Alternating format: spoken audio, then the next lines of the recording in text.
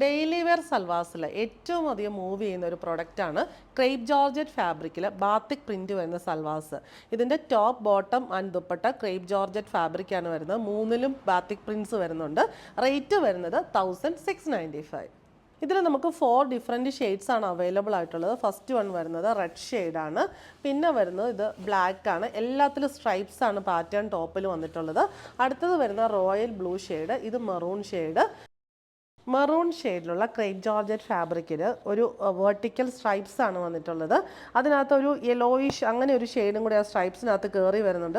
Stripes എന്ന് പറയുമ്പോൾ എല്ലാവർക്കും ഏറ്റവും ഇഷ്ടമുള്ളൊരു പ്രിൻ്റാണ്. നല്ല ഒതുങ്ങിക്കിടക്കും, നല്ല കംഫർട്ടബിൾ ആണ്. ഈ മെറ്റീരിയൽ നല്ല ഒതുങ്ങിക്കിടക്കുന്ന മെറ്റീരിയലാണ്.